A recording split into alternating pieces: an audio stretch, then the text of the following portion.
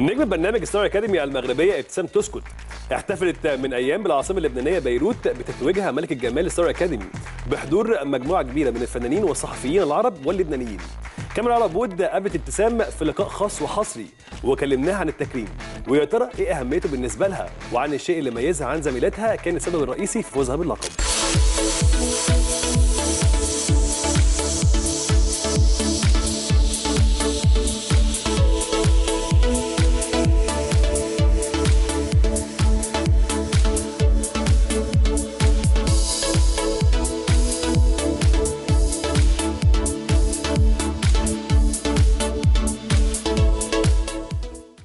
كيعني لي بزاف وجد مبسوطه وجد فرحانه كوني كنتوج للمره الثانيه في بلادي اللي كنحسبوا بلادي الثاني لبنان. يمكن الناس شافوا فيا شي حاجه كتميزني عن غيري، ولكن كنظن كل واحد ربي كيخلصوا على قد نيته، وانا الحمد لله ربي كيخلصني على قد نيتي. ابتسام كلمتنا عن الجديد عن نجاح اغنيتها الاخيره مغربيه وافتخر، وكلمتنا كمان عن الجديد عندها وحفلاتها في الفتره اللي جايه.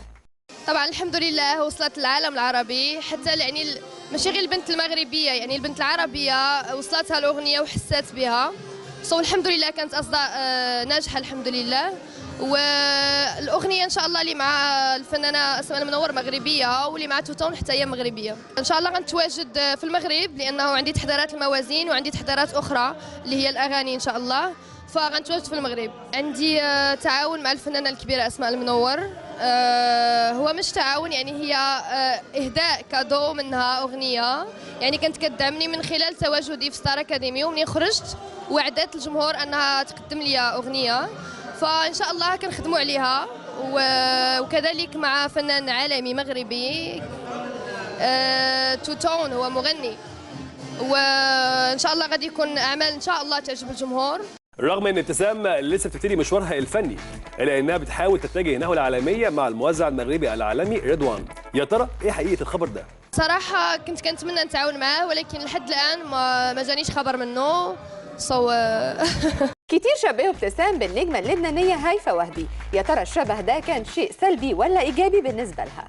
الفنانة الجميلة هيفاء وهبي هي طبعا جميلة جدا، أي بنت عربية أو واخا ماشي عربية كتمنى تكون كتشبه ليها. أنا كيشرفني يشبهوني بها، لأن طبعا جميلة الجميلات وحتى شي واحد ما كينكر. غير كنبغي حاجة وحدة نوضحها، أن أنا ما سميتيش شبيهة هيفاء وهبي، أنا سميتي ابتسام تيسكت. بعد فوز ابتسام بلقب ملكة جمال ستار اكاديمي البعض قالوا انها هتنافس النجم احلام بلقب الملكة. يا ترى ايه راي ابتسام في الموضوع ده؟ طبعا هي الملكة الكبيرة يعني، وانا ماشي انا سميت نفسي ملكة، جمهوري سماني ملكة، واكيد كيشرفني جمهوري اي اسمية اختار لي غنقبلها. وطبعا احلام هي الملكة وانا الملكة الصغيرة. المعروف ان ابتسام فنانه مغربيه بتبدا مشوارها، لكن من الطبيعي انها تقدم اعمال بلهجات تانية مختلفه. هو ده اللي هنعرفه منها حالا، وهي الرساله اللي وجهتها لجمهورها.